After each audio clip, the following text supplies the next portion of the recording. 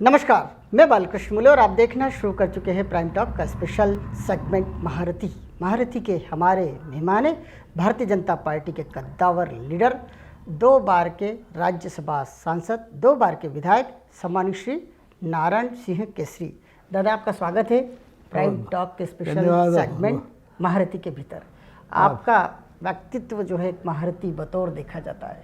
लगातार आप पिछले 5 दशक से भी अधिक समय हो गया राजनीति में सक्रिय है और ऐसी सक्रियता है और इतने बड़े बड़े मुकाम पर रहने के बावजूद आपने अपना जो है मूल स्वभाव, अपने सिद्धांतों पर चलने का स्वभाव, अपना एक असाधारण व्यक्तित्व आज भी बनाए रखा हुआ है। हम बहुत सारी बातें करना चाहेंगे आपके ज़माने की राजनीति की, लेकिन शुरुआत करना चाहेंगे आपके बाल्यकाल से। आपका जन्म कहाँ हुआ है, शुरुआती एजुकेशन किस तरह का था, शुरुआती जॉब्स कैसी थी और राजनीति में आने के पीछे किस तरह के सरकमस्टेंसेस रहे, क्या कहना चाहेंगे पहली प्रतिक्रिया के रूप में? ऐसा संकट का समय था। आज़ादी के पहले तो बड़ा जीवन व्यस्त रहा, फिर उसके बाद गांव से हम यहाँ शहर में आ गए। शहर में आने के बाद यहाँ मिलों में काम करने की बहुत सहूलियत थी और पारिवारिक परिस्थिति के कारण हमको मिल में जाना पड़ा। स्कूल छोड़ करके मिल में गए। मिल के बाद में फिर वो आज़ादी के आंदोलन में शामिल होने मिल से निकाल दिए गए। उसके बाद में परेशानी ये बढ़ी तो हमारे यहाँ होलकर स्टेट में एक परंपरा थी कि जो मिलिट्री के या होलकर आर्मी के लोग थे उनके परिवार को नौकरी जल्दी मिल जाती थी। तो हमारे दादा पुलिस में थे, उसके कारण हमको महेशघाट आर्मी में, होलकर आर्मी में सर्विस मिल गई। वैसे आपका जन्म कहाँ का था? इंदौर? मेरा जन्म इंदौर का है, वहाँ का गुलाउट का।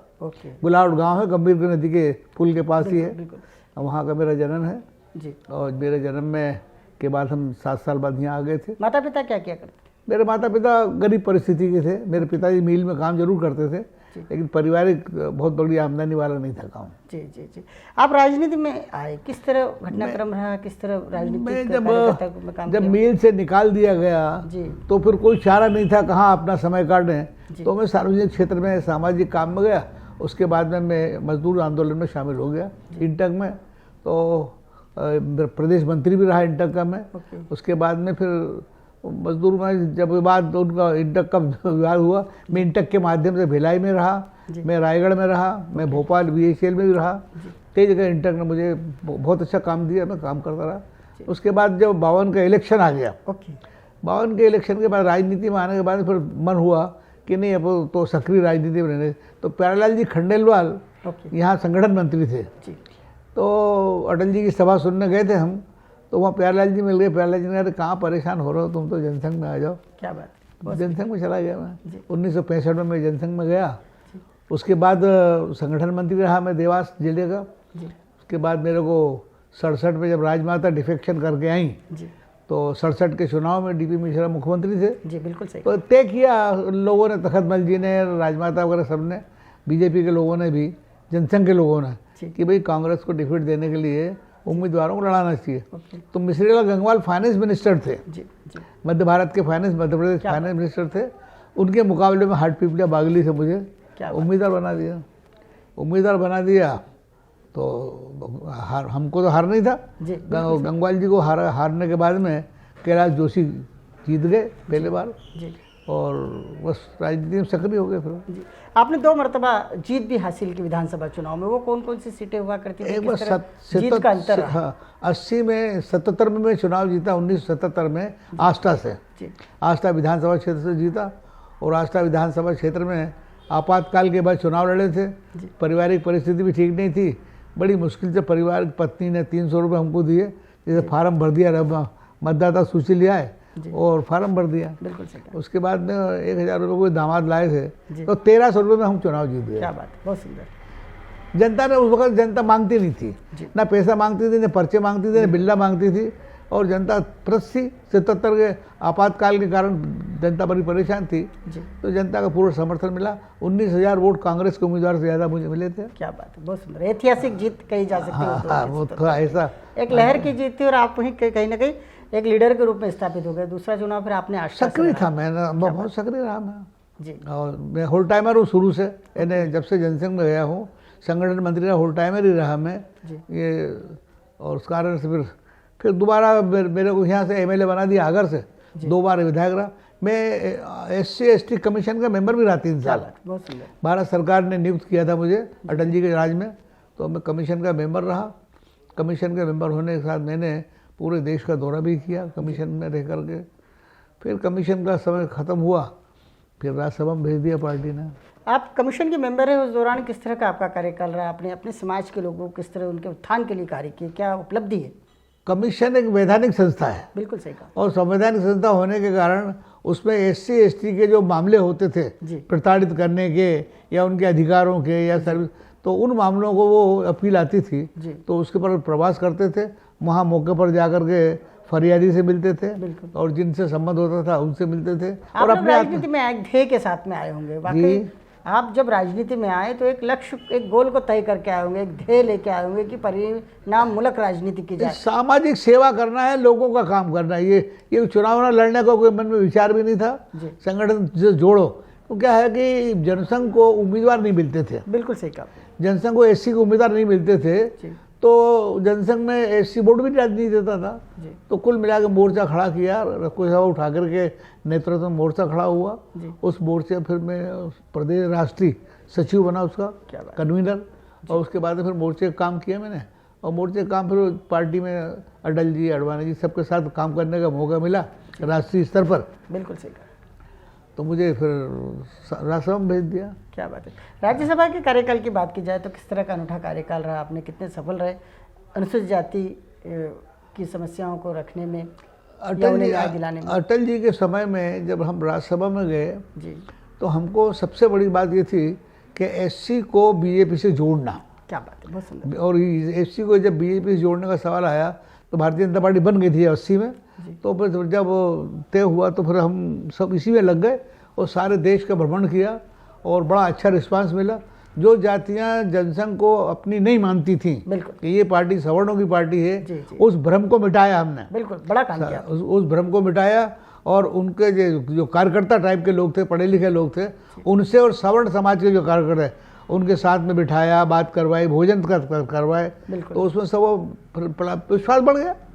विश्वास बढ़ गया। आज तो हालत ये है कि अनुसूचित जाति के उम्मीदवारों की भीड़ लगी हुई है। बिल्कुल सही कहा। और कहने के अब भारतीय जनता पार्टी को दलित सम्मेलन करवाने की भी आवश्यकता नहीं पड़ती, क्योंकि पार्टी ने सभी वर्गों को, सभी वर्णों को अपने साथ सारे देश का दौरा किया, हर प्रदेश में बड़े बड़े सम्मेलन किए। और एक बार तो वेंकैया नायडू, कार्यकर्ता थे, बड़े नेता तो नहीं थे वो, कार्यकर्ता थे, तो हैदराबाद में हमने सम्मेलन किया। तो वेंकैया नायडू ने कहा कि इतना बड़ा सम्मेलन अगर मोर्चे का होगा, क्या बात, तो BJP का क्या होगा? हमने साहब इधर उत्साह है लोगों में, आप बुला रहे, लोग आ रहे हैं आपके नज़दीक।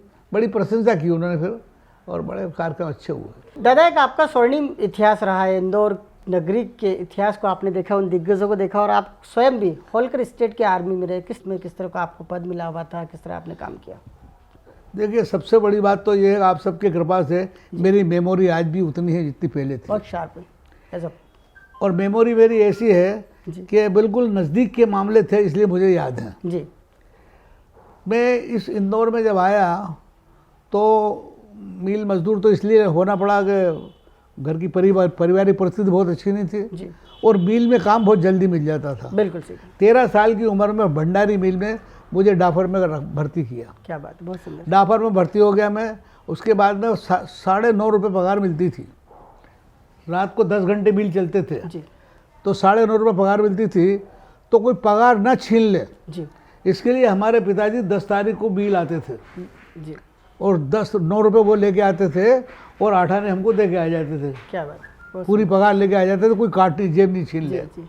उस 8 आने में ये महेश्वरी, ये चौराहे जो चिमनबाग चौराहा है, यह महेश्वरी की जलेबी दूध की दुकान थी जी। तो 6 पैसे में जलेबी और दूध, 6 पैसे का जलेबी और दूध पी करके उस दिन पगार मिलती थी ना, उत्सव मनाया जाता था। उत्सव मनाया जाता था। क्या बात। और 5 बजे अंधेरा रहता था भैया जी।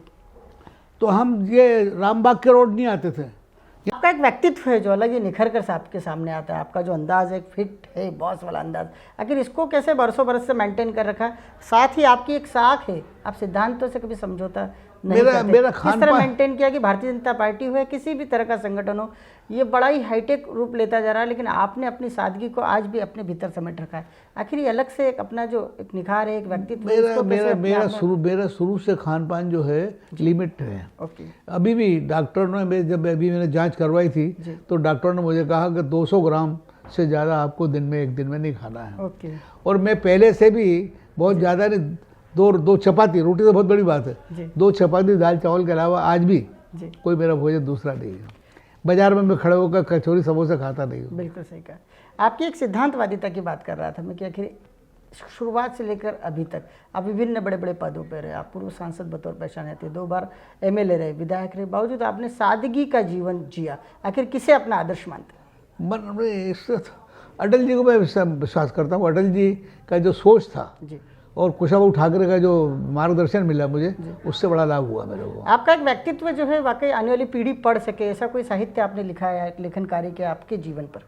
नहीं, साहित्य तो नहीं लिखा, लेकिन हाँ लोगों से भाषणों में मैंने कई जगह कहा है कि आदमी को, जैसे भी हाल बैठे थे, प्रहलाद जी ने खुद स्वीकार किया कि ये वो क्या बोलते हैं, मेथी दाना। ओके। तो ये स्वास्थ्य के लिए भी अच्छी चीज़ खाना चाहिए, चाय जो नहीं खाना चाहिए, व्यवहार अच्छा रखना चाहिए। बिल्कुल। लोकप्रियता तो आदमी की तब बढ़ती है जब लोगों से संबंध अच्छे बना के रखेगा। बिल्कुल सही कहा। मेरा किसी से दोष नहीं, मेरी कोई शिकायत नहीं। भारतीय जनता पार्टी है, अन्य दल भी क्यों ना हो, देखा जाता है कि अपने परिवार के लोगों को आगे बढ़ाने में कहीं ना कहीं लीडर्स जो है काफ़ी महत्वपूर्ण भूमिका निभाते। आपके भीतर वो भाव क्यों नहीं आ पाया? मेरे साथ में राजनाथ जी का बहुत नज़दीक संबंध रहा है जी। ये रामनाथ जी कोविंद जो है, मुझे तो जो 2 फ्लैट थे मेरे पास दिल्ली में, राज्यसभा मेंबर होने के नाते 2 बार चुनाव था, 2 फ्लैट थे मेरे पास में। रामनाथ जी कोविंद के मकान की समस्या थी, तो हमने उनको कह दिया ये रहा, हम तो रहते नहीं वहाँ पे, इंदौर वक्त प्रवास में रहते थे, तो पूरे दोनों फ्लैट हमने रामनाथ जी कोविंद को दे रखे थे। आज भी एहसान मानते हैं, उनका परिवार मानता है। क्या बात है, क्या बात है। किसी तरह का कोई संस्मरण जो राष्ट्रपति जी के साथ, महामहिम जी के साथ आप रहे हो, और उस दौर में? राष्ट्रपति जी जब बिहार के गवर्नर बने जी, तब उन्होंने वहाँ मुझे बुलाया। ओके। वहाँ बुलाया मुझे, तो बिहार के कुछ लोगों से मेरे निजी नज़दीकी संबंध थे, तो उन्होंने कहा भाई यहाँ तो हम बिल्कुल नए आ गए हैं। हमने साहब आप नहीं है, अब तो राज्यपाल है। तो हमने बिहार के एक मंडल जी, ओके, धनिकलाल मंडल जो थे, वो गवर्नर थे हरियाणा के, और वो हमारी कास्ट के थे, ओके, और वो बिहार के रहने वाले थे। तो उनके परिवार को ला करके उनसे मिलवाया, फिर उनको बड़ी नज़दीकी बनी, और थोड़े दिन के बाद फिर वो राष्ट्रपति चुने गए। क्या बात है, क्या बात है। होलकर आर्मी का क्या किस्सा है? पंडित सत्यनारायण दुबे ने हमारे पिताजी को बुलाया, वो जूनियर साले में रहते थे जी। तो हमारे पिताजी का देखो तुम्हारे बिटवा को हम इतने नीचे गाड़ेंगे कि निकलेगा नहीं फिर, और ये सोच छोड़ो। हम पुलिस को गाली देते थे, सभा में बोलते थानेदार चोर है, बेईमान है, भाषण भी ऐसे होते थे, थानेदार भ्रष्ट है, बेईमान है। तो कुल मिला के हम वो नाराज होकर चले गए। हमको जब चले गए तो हमने क्या करना था, हमारे बड़े बात थे, पिता के बड़े भाई, वो पुलिस में नौकर थे। पुलिस में नौकर थे, तो उन्होंने कहा क्या करना है इसको। तो वो एक अंग्रेज अफसर था मिलिट्री में, यहाँ पर विलियम साहब जनरल थे और कर्टिस ब्रिगेडियर था। तो वो भर्ती कर रहा था। तो उस वक्त ये सिस्टम था कि होलकर आर्मी में उन लोगों को लिया जाता था जो उनके परिवार के लोग होलकर आर्मी में थे, चाहे पुलिस में हो चाहे फौज में हो। तो हमको कर्टिस ने भर्ती कर लिया महेश गार्ड में। महेश गार्ड भर्ती हो गए हम। तो ये बैरक बनाया ना पेट्रोल पंप के सामने, अभी बैरक बना पेट्रोल पंप के सामने, इसके बैरक में हम 50 लड़के भर्ती हुए थे, उसमें हम भर्ती कर लिया। उसके बाद में हमको जब एक लड़ाई 51 की लड़ाई शुरू हुई तो हमको 48 में जम्मू कश्मीर भेज दी बटालियन हमारी। क्या बात। पूरी बटालियन से हिंदुओं को छांट के लाए थे और एक बटालियन खड़ी की। बीजी गायकवाड़ उसके कर्नल थे। क्या बात। और मैं अवस्थी के ना जगमोहन अवस्थी कैप्टन थे उस वक्त। तो हमारी पलटन 1 जून 1948 को इंदौर से रवाना हुई और 6 जून को पठानकोट पहुंच गई। 17 जून को हमारी बटालियन को पंडित जवाहरलाल नेहरू और कैरियप्पा, क्या बात, जो अमन कश्मीर का दौरा करके आए थे, ब्रिगेडियर उस्मान को हत्या हो गई थी तो उसको देखने गए थे। वो आए थे पठानकोट में गार्ड ऑफ ऑनर दिया, उस गार्ड ऑफ ऑनर में मैं भी था। क्या बात। वाकई आपका इतिहास जो है काफ़ी स्वर्णिम है, और हम जैसे लोग जब सुनते हैं तो कहने कि हमारे रोंगटे, हमारे रोम रोम में कहीं ना कहीं कंपन सा आ जाता है। आप एक ऐसे लीडर रहे जिन्होंने जब भाषण दिया करते तो इतने उद्वेलित हो जाते थे कि एक मरतबा तो ऐसा हुआ कि आपको साल भर के लिए जुबान बंद का आदेश हो गया आपके लिए। वो क्या घटनाक्रम? कलेक्टर ने मेरे को भाषणों पर प्रतिबंध लगाने के लिए मेरे से 1 साल तक आप बोलेंगे नहीं, धारा 108 के अंतर्गत जमाबंदी कानून के अंदर मेरे को बंद कर दिया था। खैर नहीं बोले, और उसके बाद मेरे फिर नेताओं ने कहा कि यार क्या करना चाहिए तुम्हारे, तो फिर कलेक्टर मेरे को जिला बदल कर रहा था, कलेक्टर घाने था, उसने हम तुमको जिला बदल कर देंगे या तो तुम चले जाओ। तो मैं यहाँ से इंदौर से एक देशमुख करके एम्प्लॉयमेंट अफसर थे, वो बाबू सिंह लोधी के जहाँ आते थे, वो परशुराम वगैरह के मित्र थे वो, तो वो आते थे, तो उन्होंने कहा यार ये इनको जिला बदल कर रही, कलेक्टर जिला बदल कर देगा, तो इनको कहाँ से इंदौर से बाहर भेजना है। तो नागपुर से सर्कल ऑफिस, PNT का सर्कल ऑफिस नागपुर से जयपुर कन्वर्ट हो रहा था, तो वहाँ से सारा सामान आ रहा था। तो उन्होंने कहा मेरे पास एक पोस्ट है दफ्तरी की, मैं इनको भेज देता हूँ। बोले भेज दो। तो हमको एम्प्लॉयमेंट एक्सचेंज से भर्ती करके भेज दिया जयपुर। हम चले गए जयपुर चले गए, तो जयपुर में रिकॉर्ड आ रहा था सारा नागपुर से। तो हम वहाँ रहे, इनकी माँ को मैं ले गया था, इनकी माँ घड़ा रहे, वो तो तपता है और ये होता है, बड़ा जंगल था। तो कुल मिला के वहाँ रहे PNT में पुलिस रिकॉर्ड हमारा ख़राब गया। जब पुलिस पोस्ट ऑफिस में नौकरी करेंगे तो पुलिस वेरिफिकेशन यहाँ से गया, बिल्कुल सही कहा, यहाँ से गया कि ये तो पॉलिटिकल वर्कर है जी। तो मैं पाठक करके बाबू था, उसने कहा नारायण सिंह तुम्हारा तो पुलिस वेरिफिकेशन खराब आया जी, तुम पॉलिटिकल वर्कर हो, क्या करें आप? तो या तो तुम छोड़ दो, नौकरी छोड़ दो, नहीं तो जेल भेज देगा ये PNG जेल भेज देगा। ठीक है। तो हमारे लाल साहब थे, लाल साहब वो हमारे मित्र थे, वो बैचलर था वो, बच्चे अच्छे नहीं थे उसको। तो हमने उसको कहा यार ऐसी बात हो गई, तो उन्होंने अच्छा मैं बनाता हूँ दौरा रतलाम का, तुम मेरे साथ चलो और इस्तीफा दे दो। हमने इस्तीफा दे दिया और चले गए। इस्तीफा बाद में मंजूर हुआ हमारा, पुलिस ढूंढती रही कहाँ गए। फिर हम आ गए रतलाम से हम गए कुशलगढ़ जी। ये महेश जोशी के पिता डॉक्टर थे कुशलगढ़ में। क्या बात है? हाँ, महेश जोशी के पिता तो लगड़े थे पाँव से कुबड़े। तो महेश जोशी उस वक्त दूसरी तीसरी में पढ़ता था, मैं कुशलगढ़ में रहा 2-1.5 साल। तो वो इनके पिताजी थे, तो वो पिताजी मुझे इसलिए पसंद करते थे कि उनका बड़ा लड़का जो था यहाँ इंदौर में RTO में नौकर था, महेश जोशी का सबसे बड़ा भाई, सबसे बड़ा वाला भाई। तो वहाँ में 1.5 साल वहाँ रहा। फिर वहाँ से यहाँ आए, यहाँ आने के बाद में फिर मजदूर संघ में चले गए। गंगाराम तिवारी केस, वो घटना बताता हूँ आपको क्या हुआ। मैं जब कुशलगढ़ से आ रहा था तो रतलाम स्टेशन पर मैं जब आया तो वहाँ गाड़ा फाड़ा लगा था स्वयं सेवकों का। तो मैंने क्या हो रहा है भैया? बोले गंगाराम तिवारी जापान जा रहे हैं। तो मैं देख के जाते हैं गंगाराम तिवारी को। तो गंगाराम तिवारी 52 के चुनाव में हमारे टकराव हुआ ही था। तो TN भार्गव चुनाव लड़ रहे थे, हम उनके प्रचारक थे 52 के चुनाव में।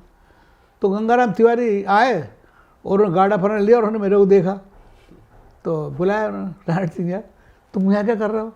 मैंने साहब मैं तो पोस्ट ऑफिस में नौकरी कर रहा हूँ।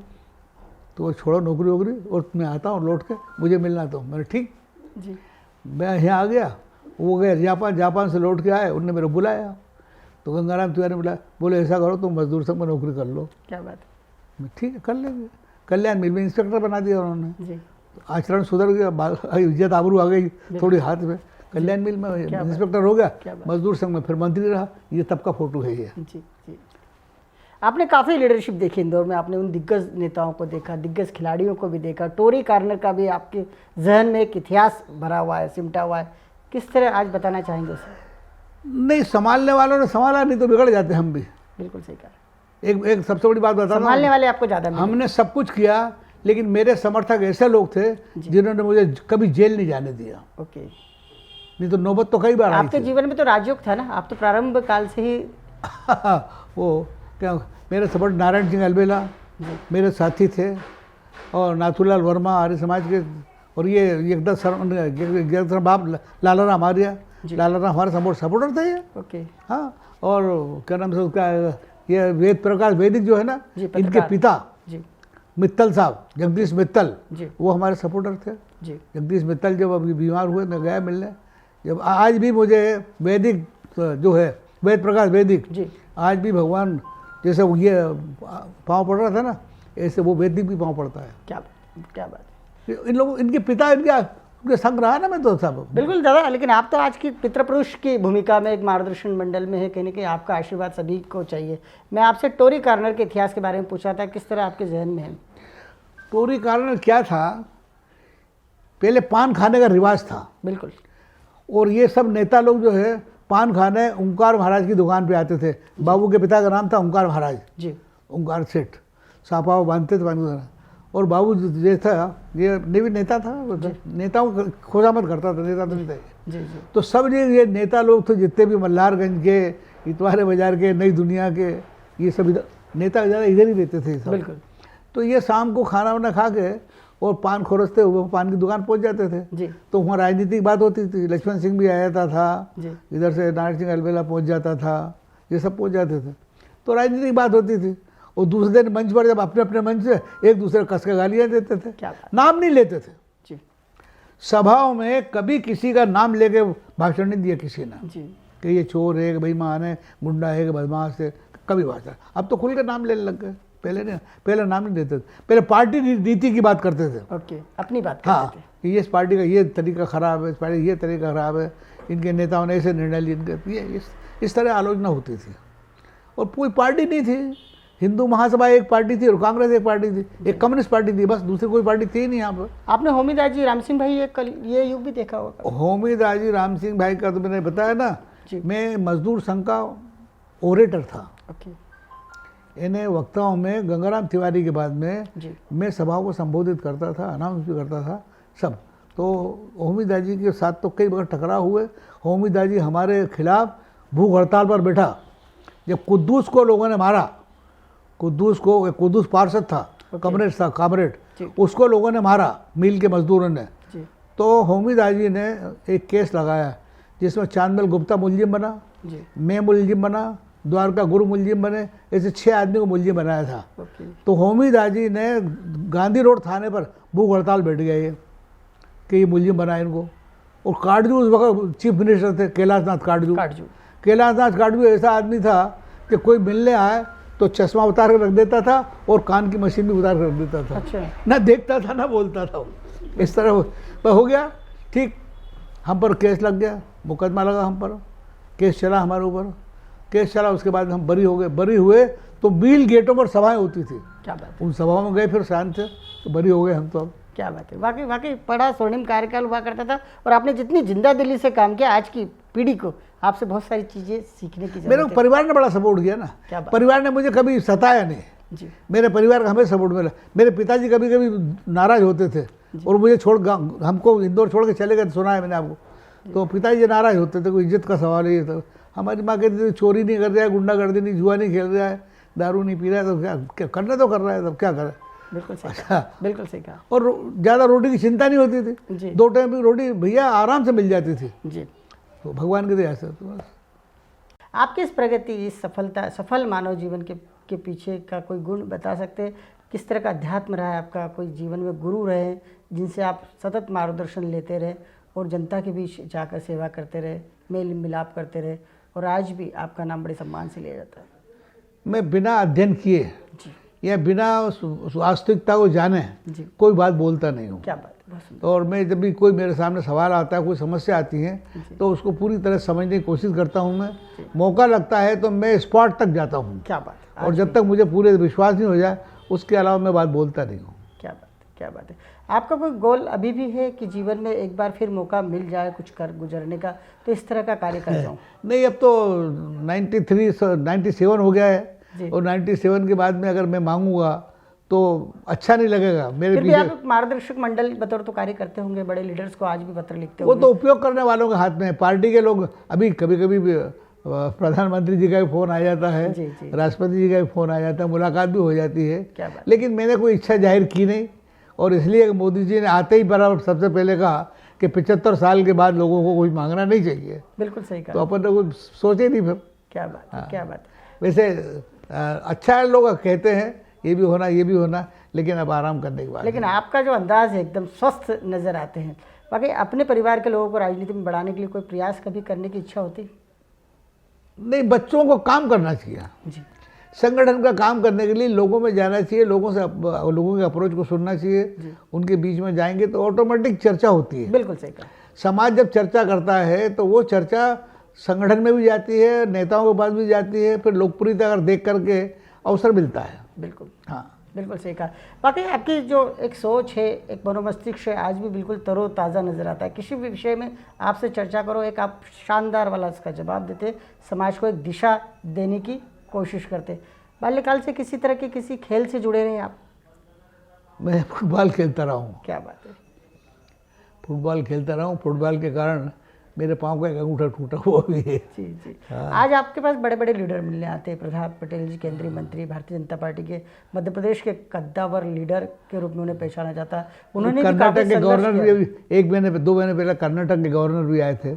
उनको लगता है कि भाई अभी हैं जिंदा तो मिलने आते हैं। क्या बात है। आपके जिंदा नहीं हो तो कोई आएगा ही नहीं। अनुभव, आपके संस्मरण को सुनने आते हैं। वाकई नारायण जी केसरी जी, आपसे मिलकर हम जैसे युवा लोगों को कहीं ना कहीं हमारा आत्मबल भी बढ़ता है। हमें भी ऐसा लगता है कि आप 97 में इतनी जिंदा दिली के साथ सक्रिय रहते हैं, लोगों की बात सुनते हैं और कोशिश करते हैं कि लोगों की समस्याओं को भी सुने और उनका हल भी निकाले। हालांकि आपने राजनीतिक रूप से जितने फ़ायदे लेना चाहिए उतने फ़ायदे समय रहते नहीं लिए, और यही कारण है कि आपका व्यक्तित्व जो है सारे राजनेताओं से अलग थलग सा दिखाई देता है। आप शतायु हो। द प्राइम टॉक से आपने चर्चा की। मैं कोशिश ये करता हूँ कि कोई मुझे अगर प्रशंसा ना करे तो मुझे भी बड़ी बुराई भी ना करे, मुझसे नाराज भी ना हो। सही बात। ये कोशिश करता हूँ मैं, कोई मुझसे नाराज हो इसका मुझे चिंता रहती है। बिल्कुल, ये बड़ी चिंता होती है कि कोई मुझसे नाराज ना हो, क्योंकि नाराज नहीं होगा तो जाहिर सी बात है कि वो आपको खूब दिल से दुआएं देगा, और यही दुआएं जो है उसकी आपके मानव जीवन के कल्याण के काम में आएगी।